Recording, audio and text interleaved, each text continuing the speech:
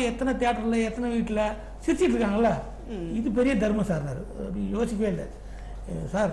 4.5 கோடி பேரை சிரிக்க வைக்கிறீங்க சார் அப்படின்னா. உடனே அவர் சொன்னாங்க, 4.5 கோடி பேரை சிரிக்க வைக்கிறது எனக்கு பெருசாக தெரியலங்க. என் வீட்டில் என்ன நம்பி இருக்கிற 5 பேரை அழ வைக்காமல் பார்த்துக்கிறேன்.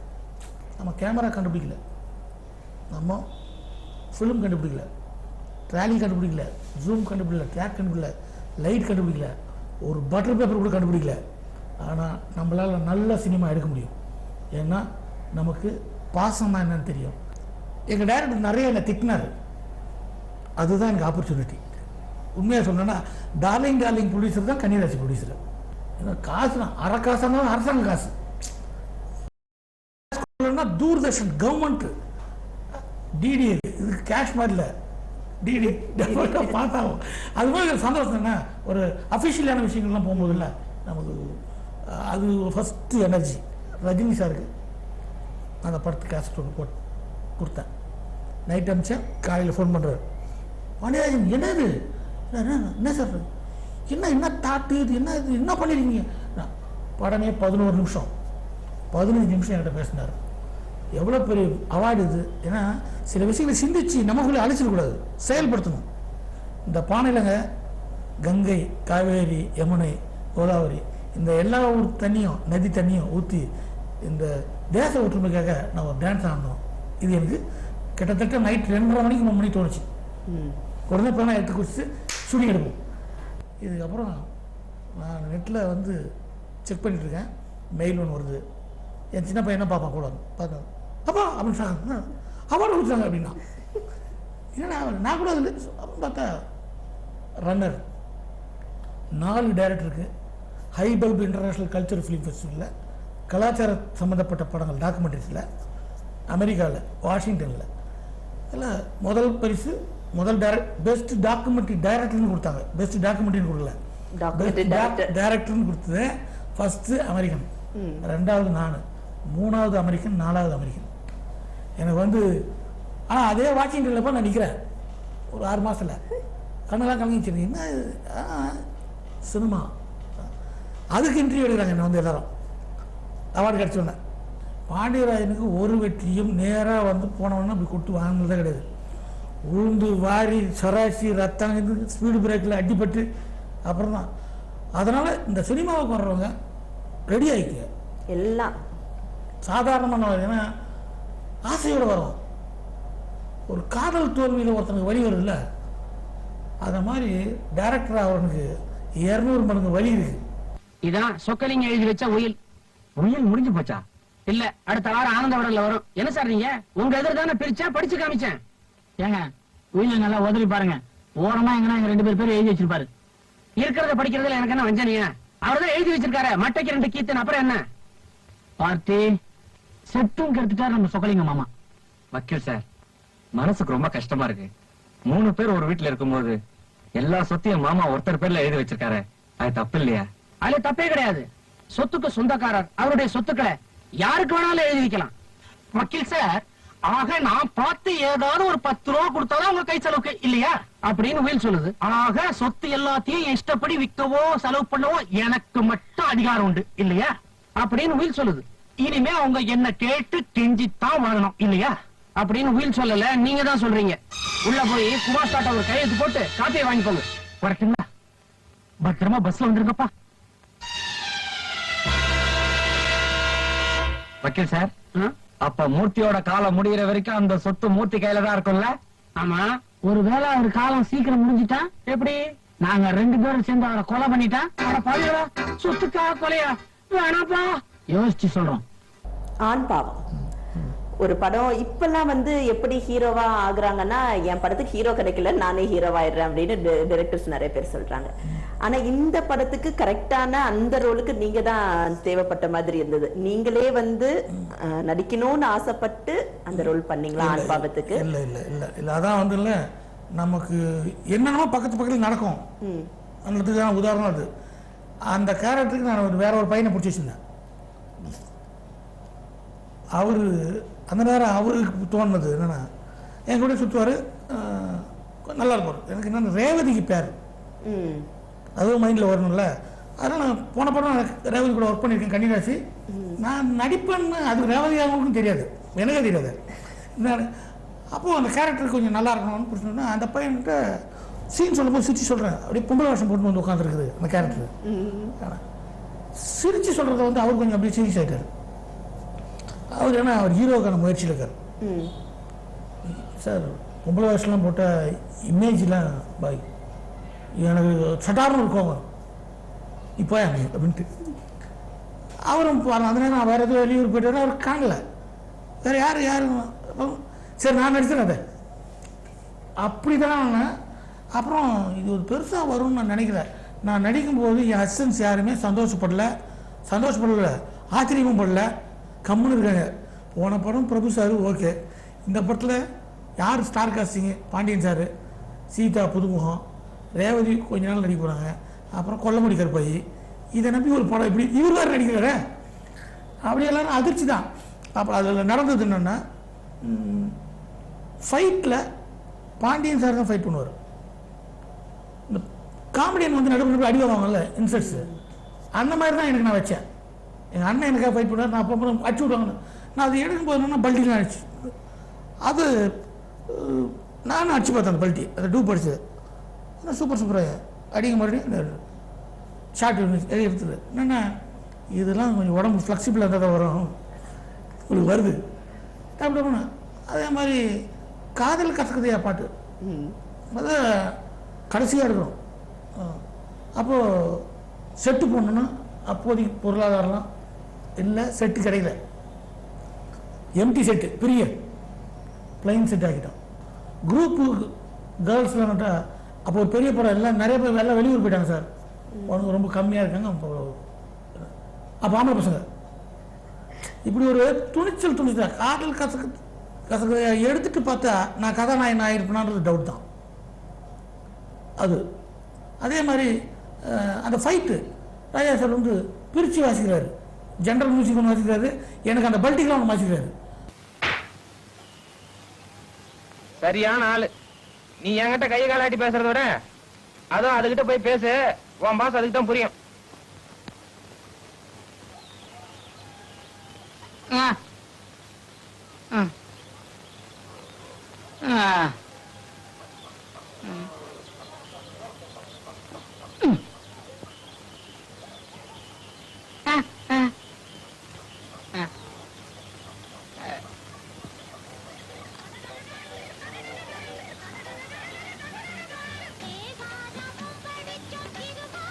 ரொம்ப நன்றிங்க. என்ன பயந்தீங்களா? அவன் ஒரு பைத்தியக்காரன் என்ன ஊமன்ட்டான், நீங்க அதை நம்பி என்கிட்ட ஜாரமாரா பேசிட்டு வரீங்க. ஆனா சும்மா சொல்லக்கூடாதுங்க, என் நடிப்பு விட உங்க நடிப்பு ரொம்ப டாப்புங்க. நிஜம் ஊமை கெட்டுது போங்க. வாத்தியார் வீடுது, நம்ம வீடுங்க. என்னங்க நீங்க எந்த வீட்டுக்குள்ள போறீங்க? என்னங்க நீங்க என்ன வாத்தியார் பண்ணா? இதுக்கு அடுத்த படம் பைங்கிலி கதான்னு ஒரு மலையாள படம். அது எனக்கு ஒரு கேசட் கொடுக்குறாங்க, நீங்கள் உங்கள் கேரக்டர் பார்த்துக்கோங்க. அதில் பாலச்சந்திரன் மன்னன் அவர் தான் டேரக்டர், அவர் நடிச்சிருக்காரு. மது சார், கவியூர் பண்ண மாதிரிலாம். இது ஏன் நான் எது நடிக்கணும் அப்படின்னு நானே யோசிச்சுருக்கேன். நான் தான் அதில் ஹீரோ பாலச்சந்திர மேனன் கேரக்டர்னு எனக்கு தெரியல, என்னால் அங்கே வச்சு பார்க்க முடியல. அப்புறம் ஃபோன் பண்ணி கேட்குறேன், பாலச்சந்திர மேனன் பண்ண கேரக்டர் நீங்கள் பண்ணுறீங்க, அது படம் முழுக்க பையன் பெரிய கேரக்டர் இருக்கு அப்படின்னு உங்களை தான் சொன்னாருங்க. அவர் என் படம் பார்க்கட்டும், முதல்ல ஆண்பாவத்தை பார்க்கட்டும். இல்லை சொல்லிட்டான் எனக்கு, நம்ம என்ன வந்து இனி வேணா என்ன அந்த டவுட் இருந்தது. சாந்தி தேட்டரில் அவர் டிக்கெட் போட்டு படம் பார்க்கும்போது நான் மேனேஜர் ரூமில் உட்காந்துட்டேன். படம் பார்த்து வெளியே வர்றாரு சார், அந்த கேரக்டருக்கு ஓகேவா? கண்ணன் கேரக்டருக்கு சூட்டபிள் பாண்டியராஜன் வேற யாரு அப்படின்னாரு. என்ன சார் என்ன ஃபெஸ்டிவல் மாதிரி இருக்குது, எல்லாம் உங்கள் சொந்தக்காரங்களை படம் பார்க்குறாங்க அப்படி இருக்கிறாங்க. அப்போ தான் நமக்கு தெரியுது. அதனால் மக்கள் ஒத்துக்கிட்டாங்கன்றதால தான் நம்ம ஹீரோவானோம். அப்போ எதுவுமே நான் திட்டம் போடல. அஞ்சாவது படத்துக்கு ஒரு நீண்ட கேப் இருந்தது இல்லையா? நீங்க ஒரு ஹீரோவா எஸ்டாப்ளிஷ் ஆட்டீங்க, நகைச்சுவை நடிகர்னா உங்களை பிடிக்கக்கூடிய சில்ட்ரன்ஸ்ல இருந்து பெரியவங்க வரைக்கும் உங்களை ரொம்ப பிடிக்கும். அப்படி இருக்கும்போது திடீர்னு அஞ்சாவதுல ஒரு ஆன்டி கேரக்டர், வில்லனும் இல்ல, ஒரு மாதிரி ஹீரோ கேரக்டரும் இல்ல. அது எப்படி மிஸ்கின் சார்க்காக ஒத்துக்கிட்டீங்களா? உங்க மிஸ்கின் இதே ரூம்ல வந்து கதை சொல்றாரு. சொல்லும்போது எல்லாம் வில்லன் அப்படின்னாரு. அப்படின்னா நான் கேட்டேன், சரி என்ன சார் நடிக்க மாட்டேங்கலாம்? இல்லை நடிகனாக எல்லாம் நடிக்கணும், களிமண் மாதிரி தான், எந்த ஷேப்பில் பண்ணால் பண்ணிடணும். என்னை பார்த்து சிரிச்சிருவாங்களே, நீங்கள் வில்லன் சொல்லி கூட்டு பண்ணி வச்சு எல்லாம் சிரிச்சிட்டாங்க, என்ன வருதுன்னு. அதெல்லாம் நான் பார்த்துக்கிறேன் சார் அப்படின்னாரு. அப்போ நான் அவருக்கு காப்பி கொடுக்க சொல்லி உள்ளே போய் கேட்கறதுக்கு நான் உள்ளே போனேன். பிரித்து இருந்தாங்க. என்னப்பா நெகட்டிவ் பண்ண சொல்கிறாரு, என்ன பண்ணுங்க ஒரே மாதிரி என்ன டிஃப்ரெண்ட்டாக பண்ணுங்க. அது கூட எனக்கு பெரிய ஜாலியாக இருந்தது. பையன் அவனை தைரியமாக சொல்கிறான், உள்ள வந்து அப்புறம் பண்ணுறேன்ட்டேன். சரி நெகட்டிவ் பண்ணுறேன்னு சொல்லிட்டு உள்ளுக்குள்ளே நடக்கும். அப்புறம் நாளைக்கு ஷூட்டிங்கு, இன்றைக்கி நைட் ஃபோன் பண்ணார். என்னது திடீர்னு ஃபோன் பண்ணுறாரு? சார் நான் ஷூட்டிங் நாளைக்கு மீசி எடுத்துறீங்களான்னு. மீசி எடுக்கிறதா? அதாவது நீ வேறு கம்மிங்க அப்படின்னு. இல்லை நான் கிருஷ்ணர் வேஷம் போடும்போது மீசி எடுக்கல, கோபால கோபாலில் கிருஷ்ணர் மீசியோடய நடிக்கிறேன். நான் மீசி எடுத்தால் நம்ம இப்படி ரொம்ப ஆயிடணும். அப்போது வைரம் சார்ட்டு சொல்லிட்டேன், சார் இது மாதிரி நான் மீசியோடு நடிக்கிறேன் கிருஷ்ணரா, அதாவது வரியில் நான் எழுதியிருக்கேன். அது ஆஹா புது மீசை கொண்ட மாறன் கண்ணன் இவன் அல்லவா அப்படின்னு எழுதி இப்படிலாம் நான் மேனேஜ் பண்ணுவேன். இப்போ மீசி எடுக்கணும் அப்படிங்க அப்படின்னா. பட் அவர் ஃபோனை வைக்கிறதில்ல, மீசி எடுக்கணும்னா. சரி ஒரு டேரக்டர் இவ்வளோ ஃபீல் பண்ணுறாரு, சரின்னு எடுத்தே ஆகணுமாண்ணா. ஏன் நீங்கள் இவ்வளோ ஃபீல் பண்ணிங்களா? ஐயோ நம்மக்கிட்ட வளர்றதே மீசை ஒன்று தான்யா, நீ அதையும் எடுக்க சொன்ன எப்படி அர்த்தம்? அப்புறம் அவர் இல்லை எனக்காக நிறைய வீட்டில் காலைல மீசை எடுத்தோன்னே என் முன்னாடி என்னங்க கைத்தவரி எடுத்தேன், நிஜமாக தான் எடுத்தேன்னு சொல்லிட்டு. அதில் என்ன ப்ராக்டிக்கல்னா, எனக்கு மறுபடியும் மீசை அப்படி வர்றதுக்கு 22 நாள் ஆகும். நான் மற்ற படம்லாம் நடிக்கிறதில்ல, இந்த படம் முடிஞ்சு 22 நாள் வெயிட் பண்ணணும் கம்மனு, அப்புறம் தான் போகணும். அது ரொம்ப டென்ஷனாக இருந்தது. அதே மீறி கடைசியாக ஒரு 3 ஷெட்யூல் 4வது ஒரு சீன் இருக்குட்டாங்க. அந்த ஒரு சீனுக்கு நான் மீசை எடுத்தேன், எனக்கு 22 நாள் மிஸ்கினை ஒரு பிளான் பண்ணி மீசையோடு நான் நடிச்சிருக்கேன். படத்துல வந்து அந்த ஆன்டி ரோல் பண்ணது மட்டும் இல்லாம படத்துல ஒரு டான்ஸ், முக்கியமான ஒரு பாட்டுக்கு டான்ஸ். அதான் நான் என்னன்னா, நான் முட்டியில் ரத்தம் வர அளவுக்குலாம் டான்ஸ் ஆடிருக்கேன். முட்டி போட்டு வச்சு வேர்த்து ஊற்றி ஒயிட் ஷர்ட் போட்டு போவேன், கருப்பாயிரும் வேர்த்து அந்த பாட்டெலாம் பார்த்தாங்களா பார்க்கலையாலாம் தெரியல. இது ஒரு விரல் மட்டும்தான் ஆடினேன். என்ன டான்ஸ் சார், நான் எங்கேயா நான் ஆடினேன்? அவ்வளோ இதுதான் எங்கேயும் இருக்குது பக்கத்தில் நமக்கு வரும்.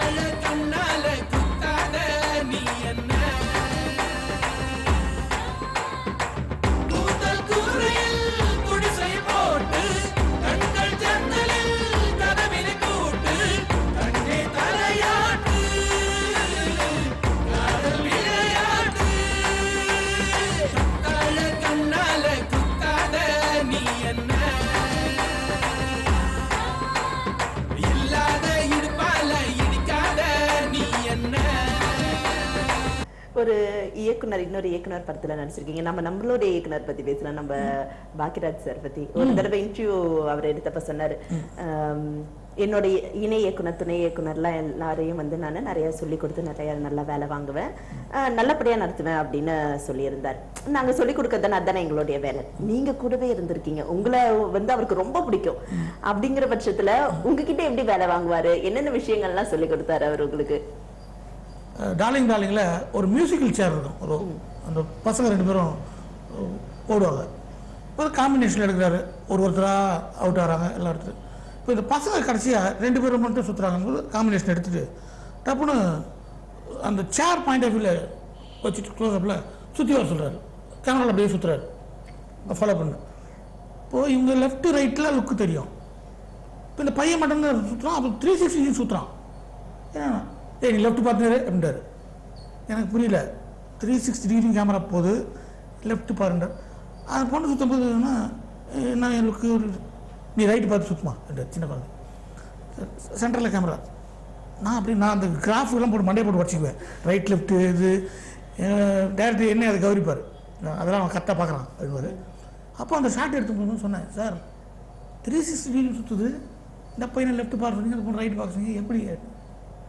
இது வரைக்கும் நானும் எடுத்தது இல்லையா, இப்போ தான் முதல்ல எடுக்கிறேன். பார்ப்போம் எடிட்டிங் ரூமில் கரெக்டாக வந்தால் க்ளோஸில் யூஸ் பண்ணிக்குவோம், இல்லைனா இருக்கிற காம்பினேஷன் அதை யூஸ் பண்ணிக்குவோம். இப்படி யார் சொல்லுவாங்க? இதெல்லாம் வந்துன்னா இது கிராஃப் இதுதான் இந்த டெக்னிக் அப்படின்னு பற்றி அப்படின்னா வெளிப்படையா இது வரைக்கும் நானே எடுத்ததில்லை. அந்த மாதிரி தான் எல்லாமே வரும். ஒளிவு மறைவு இல்லாமல் தெரிஞ்சுக்கணும் ஆர்வம் இருந்தால் அங்கே தெரிஞ்சுக்கலாம்.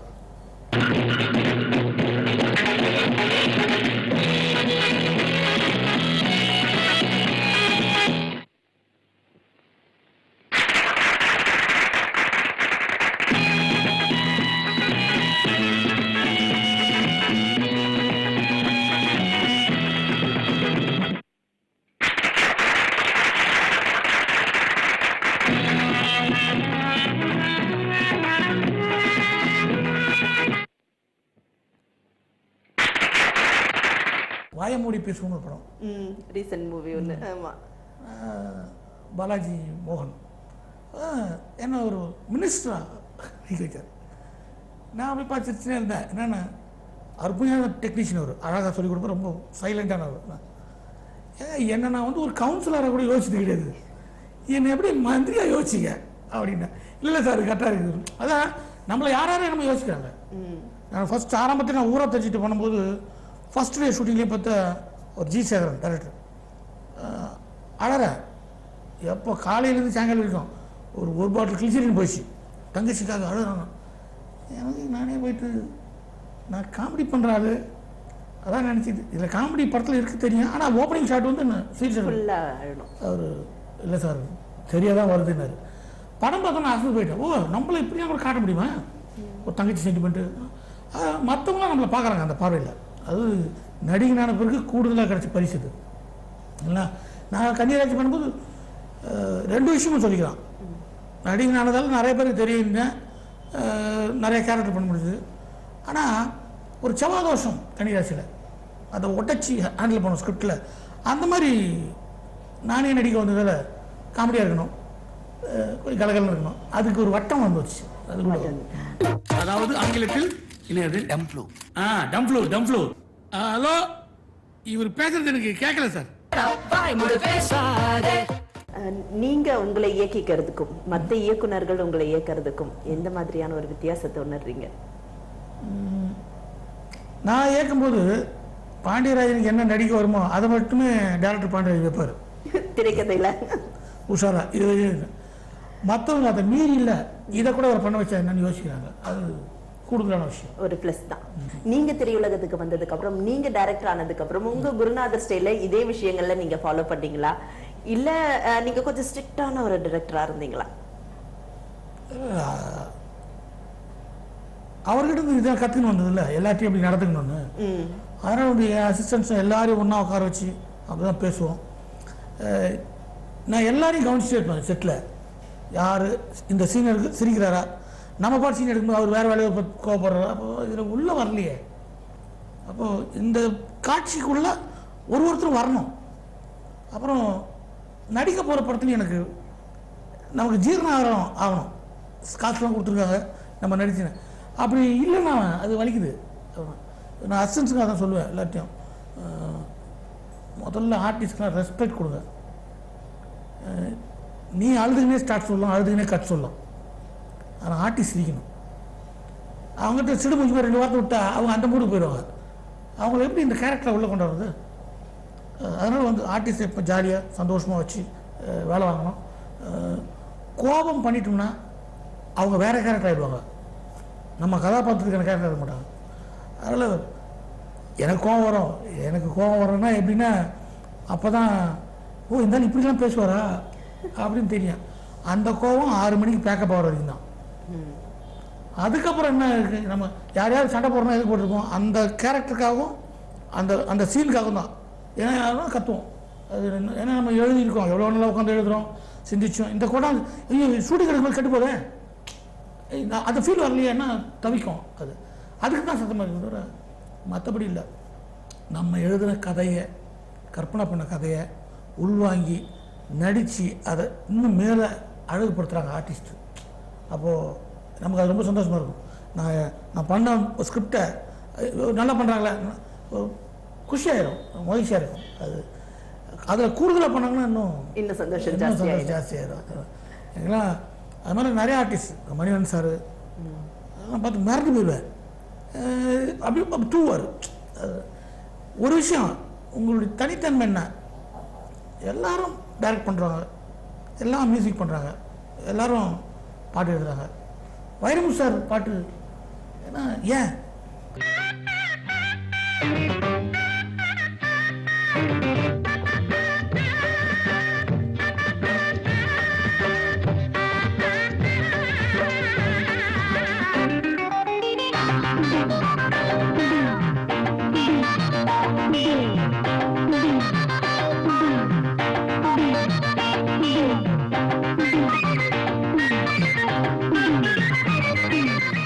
சரி, யூஸ்வலா வெள்ளித்திரையில நடிச்சவங்க யாருமே வந்து சின்ன திரைக்கு போகணும் அப்படின்னா ரொம்ப யோசிப்பாங்க.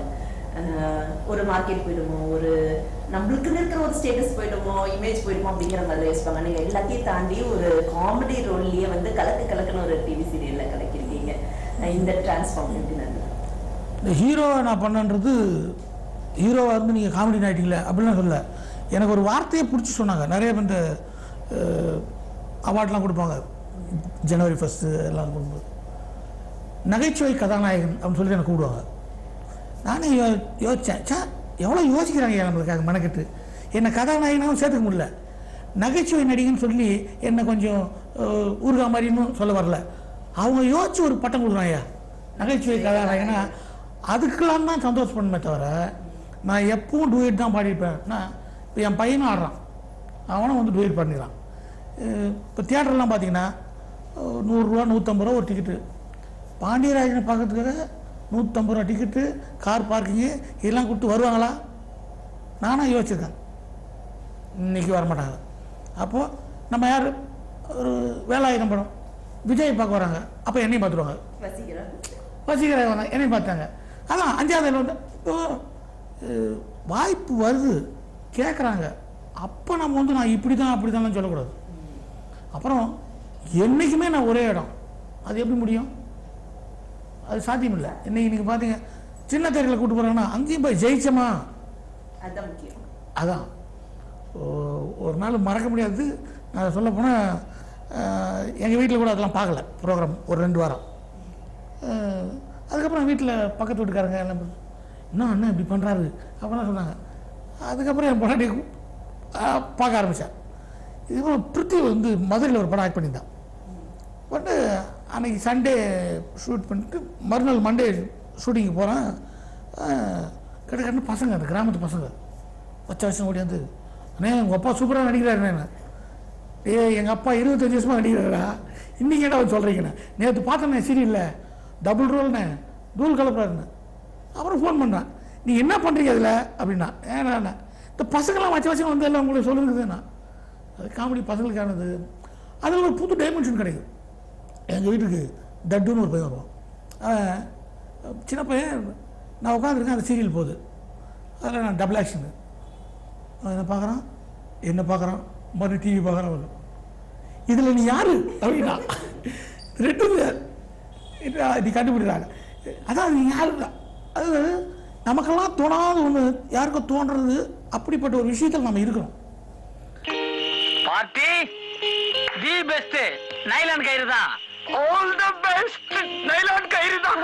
சாப்பிட்டா சைலண்டா கொண்டுலாம். பார்ட்டி நைலான் கயிறோட ஒரு முனை உன் கையில, மறு முனை என் கையில. அது அப்படியே அவன் கழுத்துல இறுக்கி ஒரே இழு, பம்பர மாட்டம் சுத்தி அங்கேயே விழுந்து செத்துருவான். பாட்டி இதை நம்ம எங்க வச்சு செய்ய போறோம்? அவன் ஒவ்வொரு வாரமும் திங்கட்கிழமை பீச் ஹோட்டலுக்கு வர்றான். எதுக்கு? அதுக்குத்தான். ஓ இருக்கட்டும். அங்க லோட்டஸ் காட்டேஜ்ல தங்குறான். எதுக்கு? அதுக்குத்தான். ஓஹோ, இந்த வாரமும் அவன் வரப்போறான். எதுக்கு தெரியுமா? நம்ம கையால சாகிறதுக்கு. நான் பட்டிமன்றம்லாம் பேசல, நான் பட்டிமன்றத்தை பார்க்கறதுக்கு தான் நமக்கு தெரியும், சிரிக்க தான் முடியும். அதான் காலகட்டம். மைக்கை கொடுத்தா கை காலெலாம் ஆடும். ஆனால் நான் அமெரிக்காவில் போயிட்டு நான் பட்டிமன்றம் பேசுகிறேன். அந்த பட்டிமன்றத்துக்கு நடுவர் எங்கள் குருநாதர்.